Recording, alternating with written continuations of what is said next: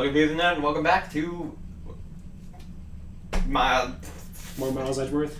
I was gonna say Phoenix Wright, and then I paused, like, wait, I should say Miles Edgeworth. And then I was about to say Miles Edgeworth, I was like, I've been silent for too long, like, it's just gonna be awkward now, no matter what I do. Anyway. I was at the lodge out in the mountains, looking up at the stars that night. I walked to the bridge a number of times, but I didn't see a snowmobile. I didn't see anyone at the bridge that night either. The girl I was waiting for didn't show up. My teacher died on me. I'm all alone now. Aren't I edgy? You didn't see anyone? I can already tell that you're lying. I can just present Phoenix. Also, you said nobody even mentioned anything about a snowmobile, and you're immediately like, I didn't see a snowmobile! What are you talking about? Yeah, exactly. Like, come on, not Edward. Come on, Larry. You're just making yourself look guilty. Witness, please refrain from talking directly to the lawyers during your testimony. I'm just a nobody. Nothing but a small, worthless man, aren't I? Oh my god, shut up. Yes. Yes, you are. Sorry, I'm being a bit too mean, maybe. Why? And why wasn't I asked for my name and occupation or anything else? Hey, you know what? Actually, he has a good point. Normally that we do. Mr. Edgeworth, this man seems to have quite a severe inferiority complex. He's recently been the cause of numerous incidents. I think he's finally realized for himself just how much of a nuisance he has been to other people. Yeah, that's right. I'm behind everything, every case. Watch out, okay? Just touching me will make you eternally unhappy. Larry, shut the fuck up. Yeah. You're not helping. Let me take a second before you. 2 minutes into this, and he's already fucking basically sold himself out. Like, yeah, you got me. I'm behind every case. Like, I know he probably is like trying to say that sarcastically, but what if that's nothing but a fucking like ploy? Yeah. Or like he's basically just admitting to being the mastermind this whole time. Oh god. Like literally every case from the very beginning. Maybe he wasn't the killer, but he carefully orchestrated every single incident. He's been the puppet master. Can you imagine the puppet master with pulling the strings of all the cases? Can you imagine if behind absolutely every single case we've been a part of, Larry was the mastermind behind all of it? Yeah, he didn't do the killing himself, but he set everything up to... Until this final case where he actually did it himself. Because he realized he was the only one he could rely on for this particular thing. Jeez. And what if he did all of this so this way he could, boost his friends of Miles and Phoenix up into the spotlight? That's the entire reason he orchestrated any of this. And it's because he just wanted to help his friends. And then, Phoenix finds out that that's the case, and he's like, my entire career as a defense attorney is a sham. Career. It's all just... It's all been orchestrated, and then, that's why he quits. It's like... And eventually he reconciles with Miles, and Miles is like, dude, no, it wasn't a sham. Just because it was orchestrated doesn't mean that it was unreal or untrue. Mm. And maybe the incidents were orchestrated, but you were the one that went through and actually found all the contradictions in the events to, prove your client's innocent. Dude, we just came up with a fucking... A whole ass backstory that probably has absolutely no relevance to anything. Yeah. But also a really interesting fan scenario. Yeah. Well, anyway. Well then, let's proceed with the cross-examination with no touching. Thank you. We can delve into the other details at another time.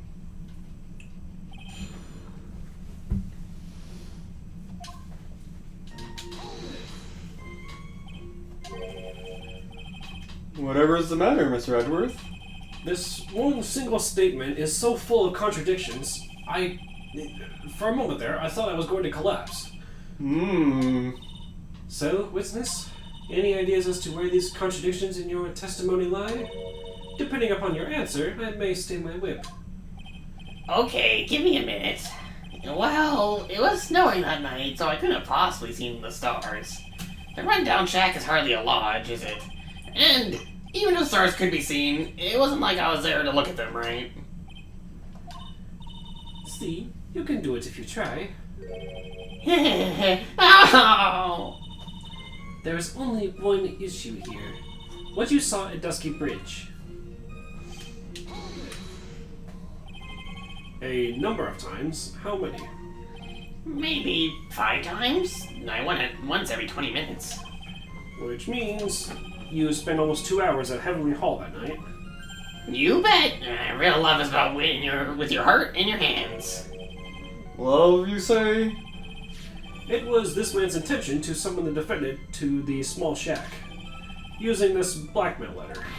Blackmail? No, that's simply a product of overflowing love. Yeah. You huffy-puffy, loosey-goosey excuse for a whipping, whining wuss of a witness. So, what did you see? I hope for your sake you saw a snowmobile. You huffy-puffy, loosey-goosey excuse for a whipping, whining wuss of a witness, eh? Did I say that right? I think I kind of nailed that. Close enough, Your Honor. She complimented me. Well, see...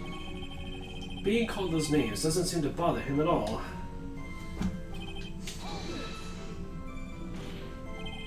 Larry, you really didn't see it. Hey, no need to hit your desk. I can hear you. I didn't see it. I don't need it. No, I didn't see a snowmobile. Larry, say snowmobile for me, please. Snowmobile?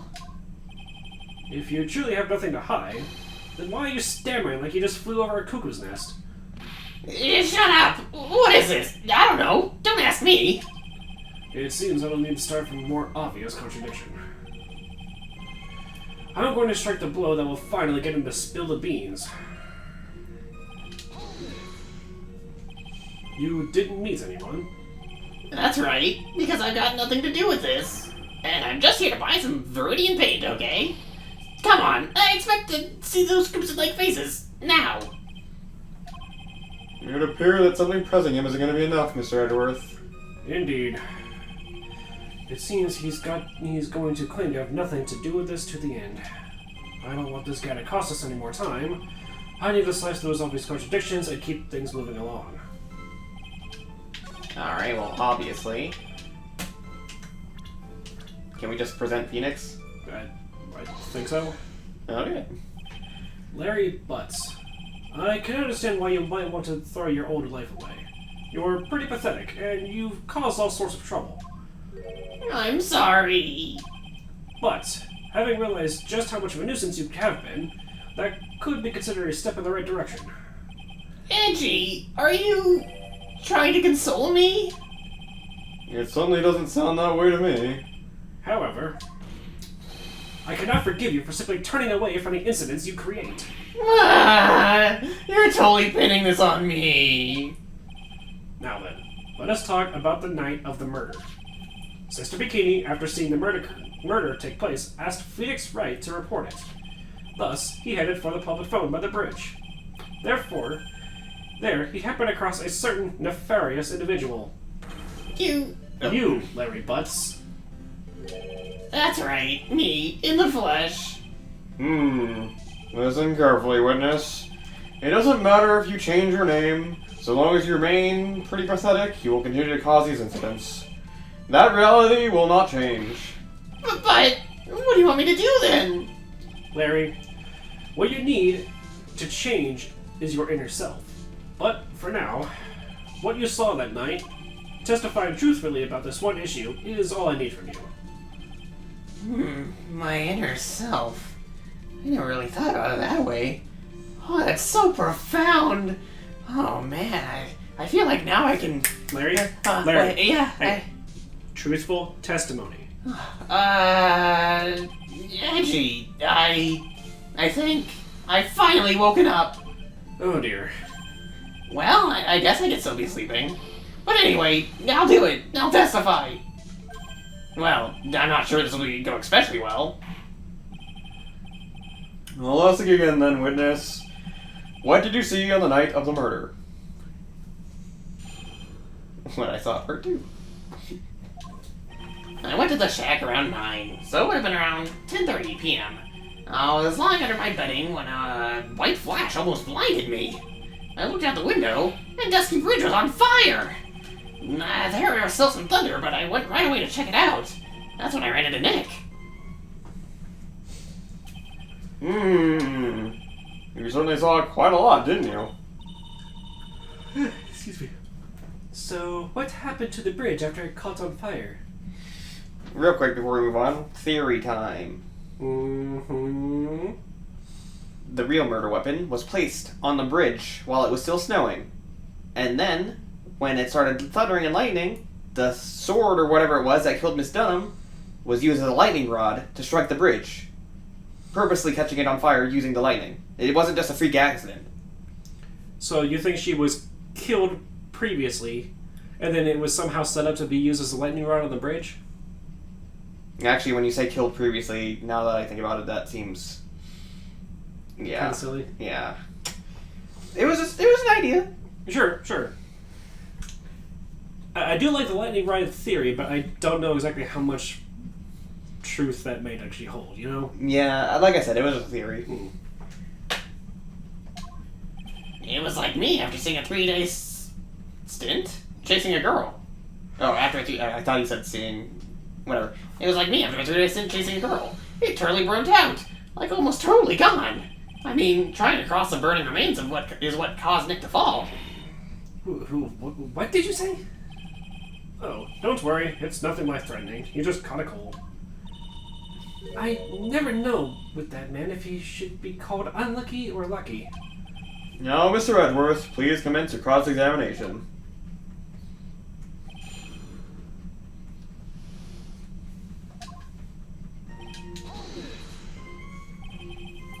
What did you do out there in the cold for an hour and a half? Well, if you really must know, I was busy being excited, I guess. Excited? Dare I even ask? I set a meeting time to 10 p.m., right? But I couldn't wait, and I thought she might come early too. Well, it appears she didn't come at all in the end. Because they never arranged to meet in the first place, did they? Shut up! Don't go picking my fond memories apart. Anyway, I was getting a little worried. I thought maybe Iris had lost her way. So, every 20 minutes or so, I went up to the bridge. But I didn't see anything particularly suspicious. I didn't have anything else to do, so when I went back to the shack, I went back to the shack to wait for her. This light was, of course...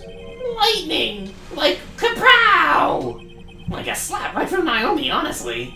A big bada boom. Oh. Or a little, like that. That's more like a punch from Miranda. All his previous exes. Sheesh. Witness, did you actually see the lightning hit the bridge? Well, I was a bit stalled by the flash of light, so... Seeing that, what did you do? What do you think? I was burning up as well from the fire in my heart. And that's why you went to take a look at the bridge. Well, to be honest, I was freezing cold, so at first I thought, forget it, I'm not leaving my covers. But it had pretty much stopped snowing, so, I don't know, I changed my mind. I'm not sure I care for your forget it attitude. You had a first witness.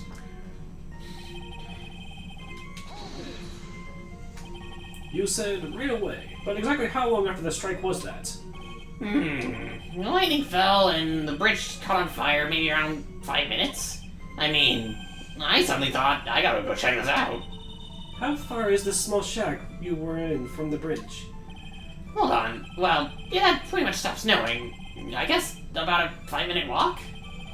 And how did Dusky Bridge look when you got there? Like I had recovered a piece of my childhood. I mean, not even the bonfires kids made during school camping trips can compare. Well, should I press him for a little more info?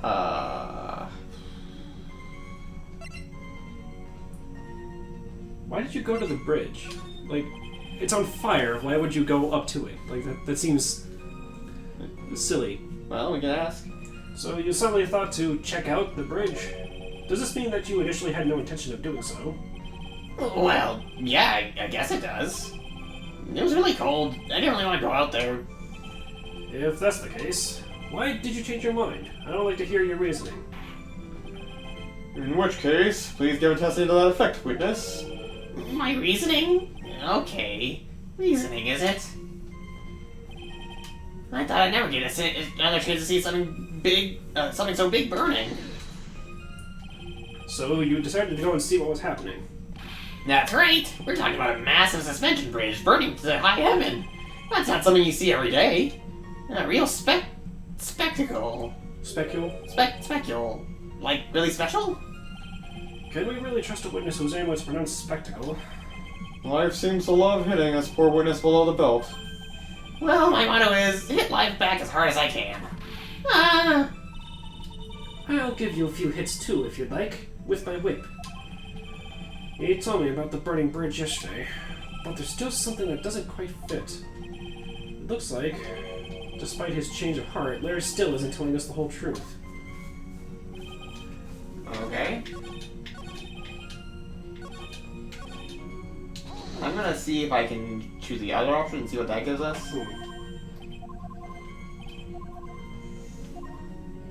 Why didn't you call anyone? Larry, let me ask you one thing. What is it, Edgy? What's with the serious face? Why didn't you call anyone? Huh? What do you mean? Normally, when faced with a towering inferno, one would try and tell somebody. There is a public phone right by Dusky Bridge, correct? Well, of course I hadn't thought about doing that. So then, let's hear why you didn't. Huh? Yeah, okay. My reason. It isn't like I didn't try to tell anyone, I just didn't have time to, okay?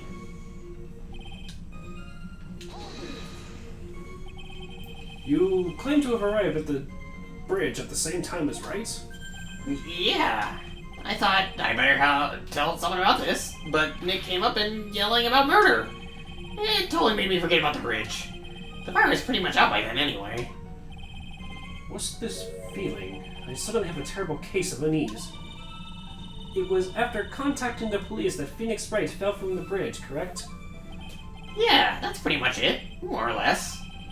He told me about the burning bridge yesterday, but there's still something that doesn't quite fit, it looks like, just by the truth. So, actually, that's not... There are two things about that strike me as... Odd? Yes. He said that Nick called the police then crossed the bridge, when in reality, Nick told Larry to call the cops and then... ran across the bridge while it was still very heavily on fire. Yeah. So Nick didn't actually call the bridge at all. Or call the cops. Nick didn't actually call the police. Yes, this is Dusky Bridge. Right. He didn't actually call the police at all. He asked Larry to do it. Secondly, it takes 15 minutes to get to the bridge from the temple, right? Without the snowmobile. Right. And Nick was not using the snowmobile. Right. If the murder happened around 11... Hold on, I need to look up. It struck at 10:45. So... if he really did go immediately, then... I'm gonna save and try that. What? So if Larry went to see the burning bridge, like as soon as it got struck, basically, then if it's a 5-minute walk, he would have gotten there by 10:50. But the murder didn't even happen until 11. Sure. So Nick didn't even get to the bridge until 11:45. But he said that he got to the bridge at the same time as Phoenix. You mean 11:15 or so? Yeah, that's what I meant. Yeah. Yep. Okay. Your very existence being a contradiction, I'm not sure if you can grasp this or not. What the hey, Edgy? You make it sound like I'm some sort of alien. But your testimony is conclusively contradictory. The problem here is time. I've never been the best timekeeper, you know. 3 minutes after Billy leaves on foot, you follow him on your bicycle. How long does it take for you to catch up with him? Terrible at those. This is much more simple. You saw the lightning strike Dusky Bridge, and immediately went to see what had happened. Is this correct? Yeah, well, that was about 5 minutes first, but more or less. I have the weather data from the night of the murder here. According to this, the lightning fell at 10:45 p.m. You say it takes less than 5 minutes from the shack to Dusky Bridge, meaning you probably got there around 11 p.m. That all sounds about right, I guess. And then Nick showed up and did his falling act. That is impossible. What do you mean? 11 p.m. is when the murder occurred at Hazakura Temple. Thus, Wright was still there, in the courtyard. There is no way that Larry could have encountered him Dusky Bridge at that time. Excuse me, I have an objection. You do? Edgy, how many times do I have to say this? I'm not Larry. I'm Lawrence Donovan. It has not been proven that the murder occurred at 11 p.m. The sister only said around 11. In which case, it could have been earlier than that. Watch your foot in there, Miss Franziska von Karma. The slope ahead is slippery. For there's still no way that Wright could have been at Dusky Bridge at 11 p.m. And why not? It is clearly written here in the weather and data report. It took around 30 minutes for the bridge to burn out. Therefore, the bridge must have been burning until at least 11:15 p.m. Which means what exactly? Wright did not see the bridge while it was being consumed by the flames that night. In fact, he did not arrive on the scene until after the flames had died down. Larry, you arrived at the bridge at 11 p.m., but Wright did not make it there until at least 11:15. I suggest you just stop hiding things and just tell us the whole truth. Now then, what happened during these missing 15 minutes? I feel like I just got brutally woken up by a toilet splashback. Gross. I guess I still have some growing up to do. I don't know what it actually said, but I'm going to assume that's what it was. Order, yeah! I hate it when it goes automatically. So there was a missing 15 minutes prior to meeting Phoenix Wright. I hardly see that as much of a problem. Yeah, not much of a problem at all. Okay. Thank you. Really? Give me a sip when you're done. The bridge is burning before your eyes, and there is a phone right next to it. Why then did you not report the accident? Yes, witness. Why didn't you? Were you there to simply watch the bridge burn? And therein lies the problem. For even after the bridge had burnt out, he was still there. Staring into space, this witness didn't even attempt to fulfill his civic duty. That's what it sounds like. But this is Larry we're talking about, and even he isn't capable of being so stupid. Which means there has to be a reason for his inaction. Edgy. I think it's about time I got serious with you, dude. Just as I thought, you've been playing with us all this time. Listen, I'm going to tell you everything. Are you sure you want to hear it all? Yes. I may be really... come on, I... Then say it! What is he? I didn't have enough time to read that. Whatever. Very well. I have a terribly bad feeling about this. I'm good with this. However, let's have the witness finally give us the whole truth. Now, for this 15-minute gap, what were you doing, witness? Baby. I thought it was going to be when I saw part 3. Yeah. I'm a Dunham. I'm an artist. What do you think I was doing? Sketching in front of the bridge. I was whipped up into a frenzy of art. The shock and awe that I was feeling, I transferred all directly onto the page. Before I realized it, the flames had gone out and he came running up. Really? I suppose artists can be strange folk. That's right. I'm willing to sacrifice everything in order to draw the perfect sketch. Including the truth from the sound of it. Mr. Wedgeworth, has this removed the last of your doubts? Not at all, Your Honor. One very large doubt still remains. And that would be? This is a surprisingly believable story, especially considering the source. So why did he think he needed to hide it from us until now? I intend to drag the reason out of him. You'll regret this, Edgy. Is that a threat, Larry? That sounded like a threat.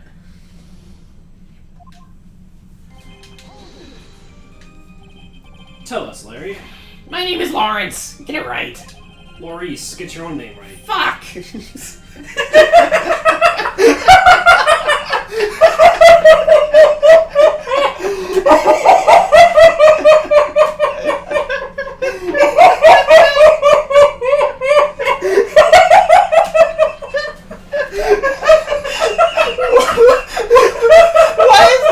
That's so funny. In his voice, just get your own name right. Fuck!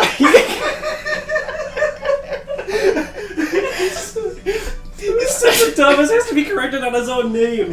Yeah. Oh, God. Oh. Oh, jeez. I haven't laughed at like that in a little bit. Oh. It's good to laugh like that, though. We need more laughs like that. Fuck! Yeah. Oh, jeez.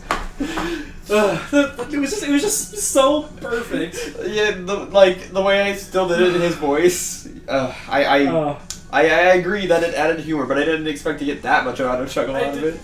Oh, that was great. Thank you. Anyway. Mistakes like that are what you keep you from being popular with ladies like I am. Yes, who exactly are you? I'm Lorraine Stunham, apprentice extraordinaire. I said my name wrong again. Damn it. Yeah, it's not as funny the second time. But I legit forgot to say Larice instead of Lawrence again. Like, even though you just corrected me. It's fine. It's fine. Anyway, that's what he calls himself in any case. And you are an artist? Of course, I'm an artist. I'm the real thing.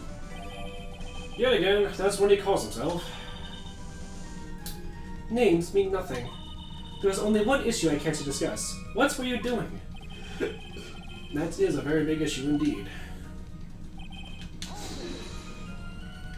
Sketching? The burning bridge? The burning bridge and everything that came with it. What came with it? You want to hear this from my lips, do you, Edgy? You'll regret this. The sketch of mine is... yeah. Enough.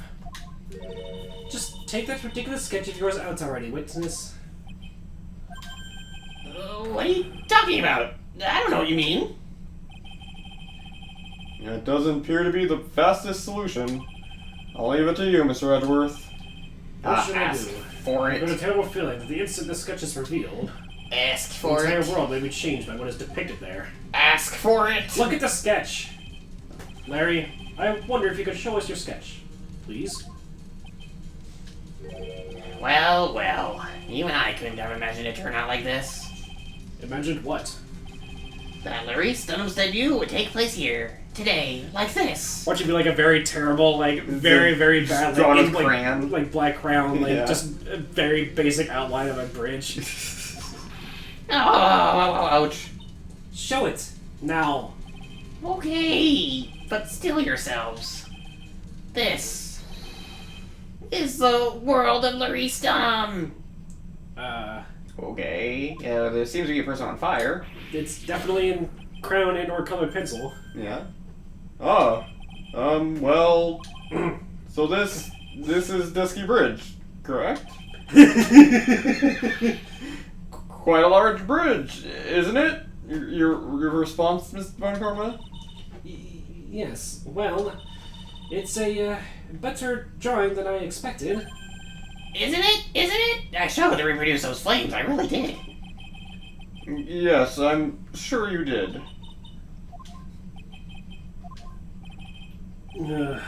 This is going to get ugly. Uglier than this picture. No one has the courage to bring it up, it seems. This mysterious flying object. Larry, What?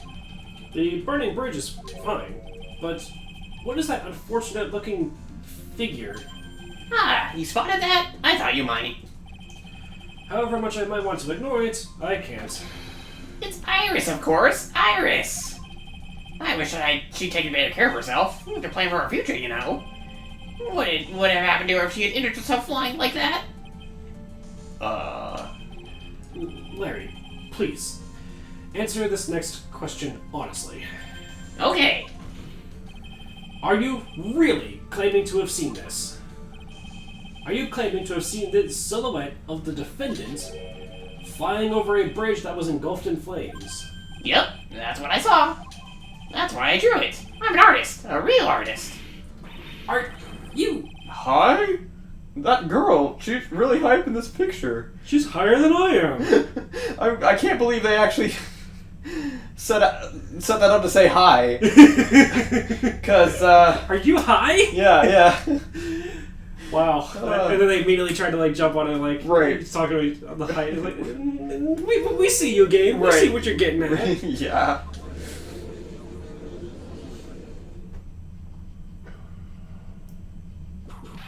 What was that for? This is all a bad dream. I was hitting you on the cheek to test that theory. Please, whip your own cheek from now on if you wish to test your wild theories. Anyway, no court of law will ever acknowledge that people can fly. It's just not possible, man. Judge, Your Honor, where's your emotional safety bomb? Yeah, okay, I got it. Thank you. Emotional support bomb, excuse me. Bubbling noises. Actually, there is some precedent for this. She was flying pretty high, my sweet Iris. She was about 30 feet above the bridge, at least. It was really something to see. This has to be some kind of mistake. Mr. Edgeworth, please bring the witness back down to earth.